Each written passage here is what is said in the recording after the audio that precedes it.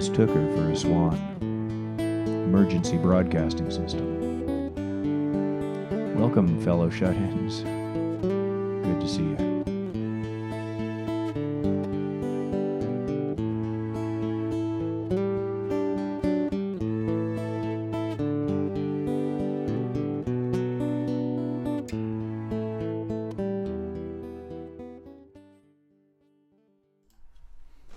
Hey guys, it's me. I'm back. It's episode 2, okay? Episode 1, 1.0. We promised bugs. We delivered. So, I've been working on it a bit. I got the mic on this side. I think it might be a little better. Working on the resolution. Every day in every way, we're getting better and better. That's what they say. Anyway, this is the He Mistook Her for a Swan Emergency Broadcasting System, episode 2. So, a little feedback. I guess maybe I should explain, who the hell we are. So, He Mistook Her for a Swan, we're myself, Steve Koch, and Colleen Hodgson. And we're a folk duo, and we've been playing around town in Toronto for a while. And now, obviously, we are not. I'm down here in downtown Suckville. The epicenter of Suckville, and hanging in there, trying to keep things going, trying to keep people connected. Colleen, as I mentioned, is in a top secret, undisclosed location in the far north, the bunker, as we call it. She is the superpower of He Mistook Her for a Swan. So we got to keep her, out of harm's way. So that being said, they are working on some technology that will. I hope next time we'll be able to get them in, and maybe we can do a duo. Maybe we can play some songs for you. Maybe some bagpipes, So, yeah. So news of the day. I don't know. What's new? I can report that, our friend Dawn has invented a new word which describes how we all walk. Now we are officially zigzaggers. So full copyright acknowledgement to Dawn on that. Our friend Milana still working on her bass. When this shit is over, she is going to be one kick-ass bass player. So, if you're looking for one, why not? My friend, our friend Brian Stiller recorded a new song, which he sent to me. Maybe we'll put that on at some point. He recorded it in audio. So, the song is beautiful, but in audio. Yeah, that's the way you typically record stuff, right? He recorded it as a video, okay? But the video is like this crazy Blair Witch Project thing, in a darkened room, and there's a mirror, and it's scaring the shit out of me. But the song is fantastic. So, Brian, working on his creativity. That's cool. My friend Chris Houston out in Hamilton, he's been putting out a bunch of albums lately, and he's got actually 2 that are out. One in particular is called The Hazards of Glitter, and I got to tell you, you should go on Spotify and check this out. There's one particular song there called "Mean to Me," and it's a song written by Tommy Ramone, and he actually told Chris, here, take this song. Go ahead and record it. So it's this cool kind of country song. Chris has got Laurie Yates singing with him. We got Basil Donovan, Cleve Anderson on the rhythm section, Michael Fonfera on keyboards. I'm in there, and let me tell you, I'm just thrilled that I got to do a guitar solo with Gord Lewis from Teenage Head. So we kind of split the solo. So I did the first bit, and I do what I do. I got my my twangy, my bendy. Yeah, you know what I do. So then my part is done. Gord Lewis comes in. His part is simpler than mine in terms of number of notes played and stuff. But when I watched him, it just blew my mind that what he played was so perfect, and his sensibility, his sense of music was just so great. For those of us who are elderly, such as myself, we saw Teenage Head when they were at their peak, and I would say, arguably best band on the planet, in 79, 80. They could have taken over the world. But that was then. This is now. Gord Lewis has just gotten better and better. And he's just got an amazing sense of music. And rock and roll, fucking legend. Hats off, Gord Lewis. You were the greatest. Yeah. You may notice I got a little feedback. I should dress up a bit, eh? It's kind of like a gig. Would I do a gig in a t-shirt? I might do a punk rock gig in a t-shirt. Maybe a Mickey Mouse t-shirt or something. But no. Okay, so some people suggested a little too much swearing. Fuck that. Hard times call for hard language. All right? Yeah, so back to He Mistook Her for a Swan. When we embarked on this journey, we went kind of down the rabbit hole of the early English folk scene. And we found a bunch of people that kind of spun our heads around a little bit, and that we really loved. So I got Bert Jansch, greatest guitar player in the world. Jimmy Page said so. Who am I to argue with Jimmy Page? I am not going to argue with Jimmy Page, okay? Anne Briggs. It's hard to describe, but there's just a pure music that she presented in basically her two albums that just drills right into your fucking heart, if your heart is attuned to that. And her life story is like a thing of legend. And she's the great recluse of the early folk scene. Sandy Denny, of course, from Fairport, and the American guy. Okay, so the American guy, Jackson C. Frank. I could talk about Jackson C. Frank for whatever. Pretty interesting story.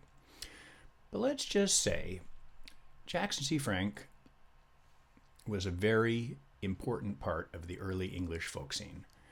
And so that whole scene is fascinating in a way because it reminds me of kind of the punk scene in that you had a bunch of true believers, some of very motivated, intelligent people, very inward looking, playing for each other. They'd found the music that they thought would change the world. And curiously, at virtually at the same time, there was an English folk scene and a New York folk scene, just like punk rock. New York maybe a little earlier. Need I say more? I should probably say less. Yeah, anyway, so there's a song we do in He Mistook Her for a Swan called Kimbie that was recorded by Jackson C. Frank on his only album. And I want to talk about Kimbie a little bit because it's an interesting story. I find it interesting. You may find it boring as hell. But, okay, so if we're going to talk about Kimbie, we have to talk about Bascom Lamar Lunsford. How's that for a name? No, it's not a brand of soap. It's a guy. And an interesting guy who was basically, he lived in the Appalachians, grew up there, held a bunch of different jobs. He was a traveling salesman, he was a lawyer, he was a politician, he was a teacher, blah, blah, blah. But everything he did always kind of came back to, how can I collect and record and preserve more Appalachian music? He actually formed what is arguably the first folk festival in the United States. And I think it's still going today in Appalachia. So anyway, he's I mean, the name Bascom Lamar, it's a scary name, right? Would you want to have a drink with that guy? Might be a little intimidating. Apparently not. There's a documentary about him. You can probably dig it up on YouTube, and he's a whimsical, curious, interesting fellow who just loved music. So, where I'm going with this is, he, in 1928, was talked into recording this song called A Mole in the Ground, which is essentially Kimbie. Okay? So, Mole in the Ground, he never claimed to have wrote that song. He didn't write it. He heard it from somebody who heard it from somebody who heard it from somebody. But he says that he learned it from somebody in about 1902, which is, a hell of a long time to go. He lived, I think, until the 70s. So he lived to a ripe old age. Anyway, carrying on. He recorded this song. Well, let's, boom. No, I don't want to do that. There he is. He's going to be my groovy friend today. Bascom Lamar Lunsford. Apparently he had a hell of a banjo style, too. So, later in the 50s, some guys collected a bunch of those folk songs, and they put this thing out. Anthology of American Folk Music. Ba-da! Everybody.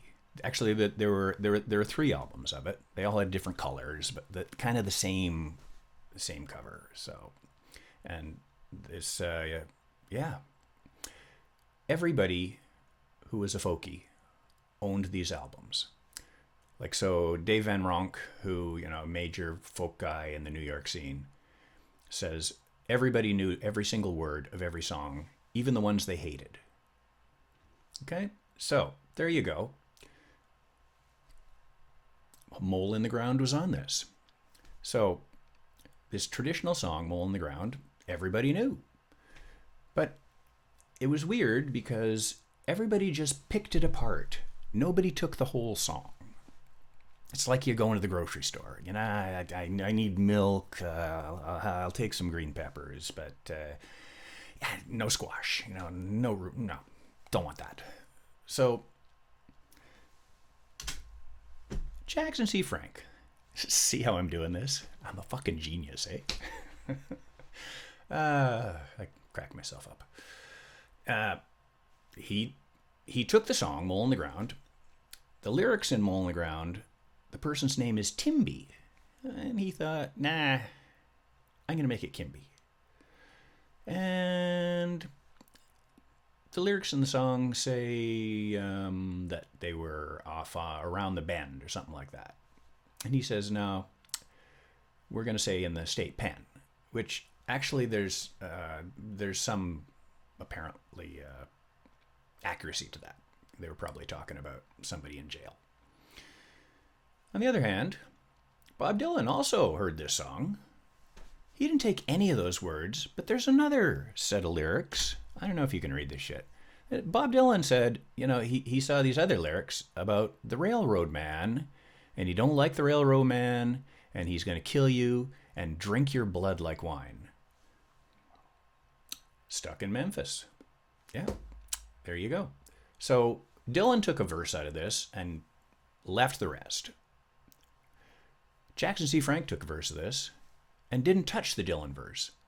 And then there's another verse about wanting to be a little lizard, which kind of reminds me of a Frank Nevada song or something. Snake Man Blues or something. So, curious. I don't know. Do you find it curious? I find it curious. So, boom. I'm going to play the song. I got my guitar right here.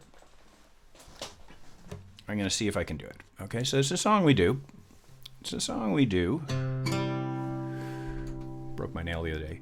Broke a fucking string the other day. Losing my mind, right? So that's not good. Where am I going to buy a string now? Fortunately, I had a spare. As every guitar player knows, it's the high E you break, right? I've got like 40 low E's. They don't break. They're big, fat fucking strings. The high E, skinny little thing, that's the one that breaks. I got one to spare. Okay. Knocking on wood. Okay. Anyway, this is more or less the Jackson C. Frank version. So let's see if we can do it.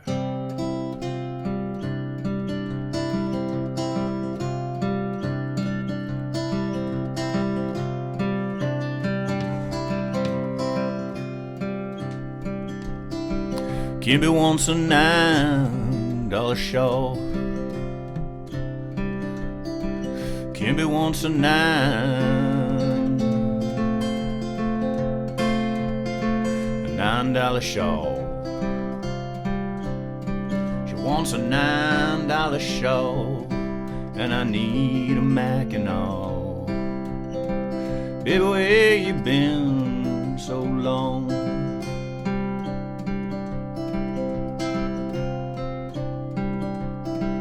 Kimbie, where you been so long? Kimbie, where you been? Where you been so long? I've been in that state pen with them rough and rowdy men. Kimbie, where you been so long? Kimbie, where you been? Where you been so long? I've been in that state pen, and I gotta go back again. Baby, where you been so long? Kimbie, let your head hang down. Kimbie, let your head, let it hang down. Let your hair hang down, and your bangs all cool around. Kimbie, let your head hang down.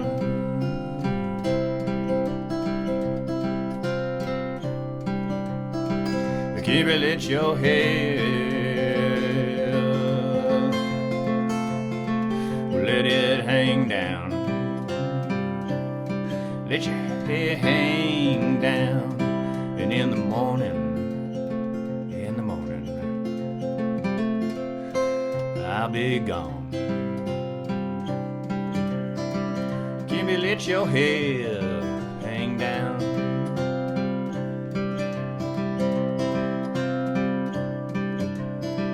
Wished I was a mole in the ground. I wished I was a mole, mole in the ground. I was a mole in the ground. Well, I swear, I'd tear this mountain down. I wished I was a mole in the ground.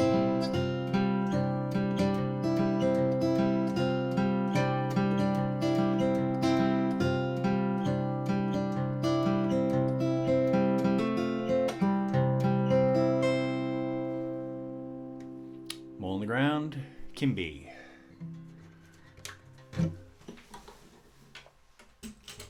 So I'm going to wrap it up.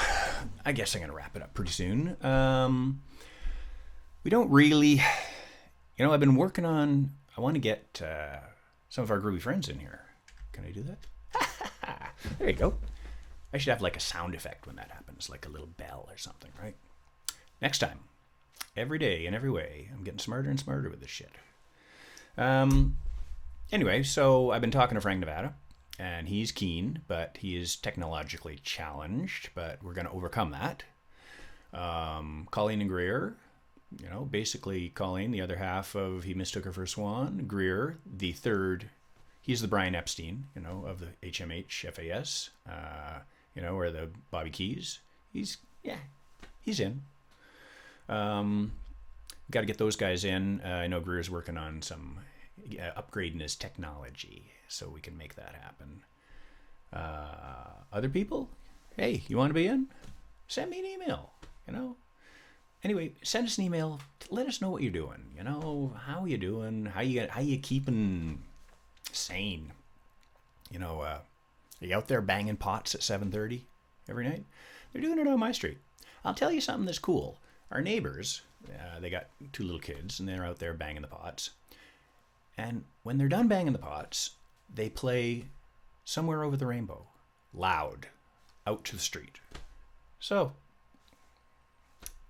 I think it's pretty fucking cool. And, showing a little support for, our hospital workers and our first responders and that shit. Yeah. They could use all the help they can get, right, baby? So, anybody doing like, online parties?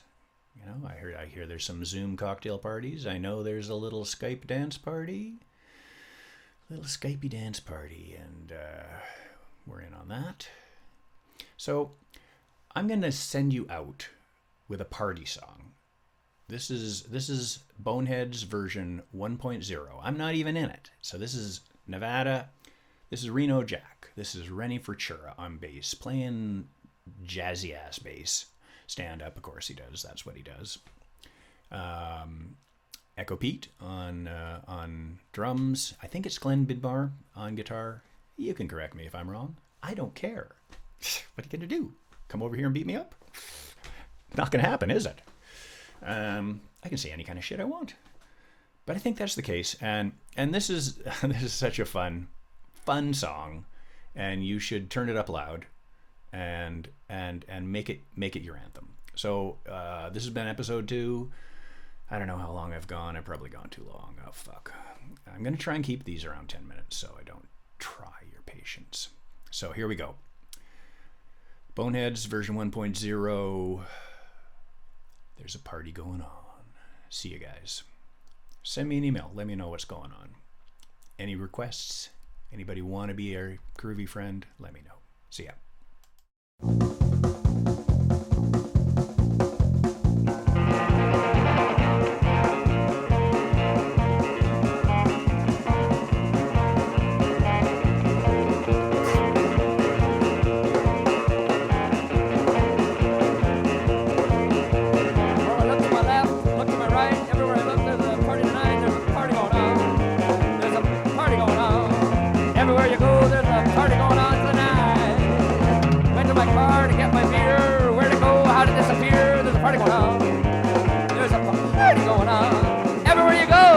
Party going on tonight.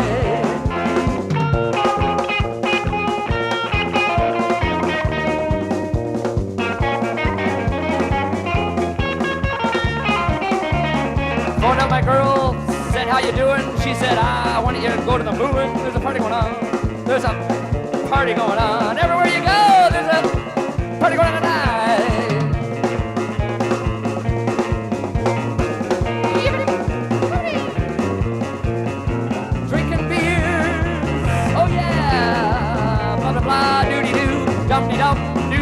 There's a party going on. There's a party going on. Everywhere you go, there's a party going on tonight.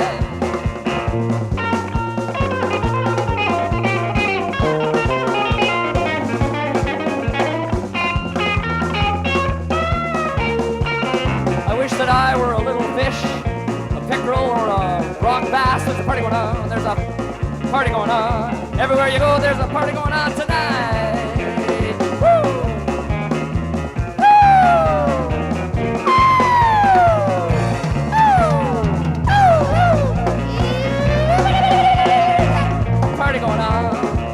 like partying. I'm a drinker.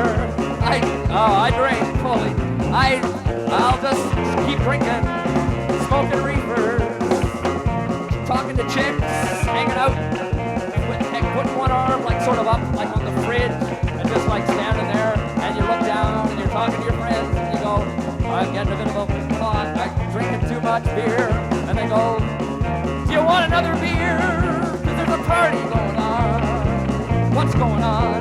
There's a going on. I guess there's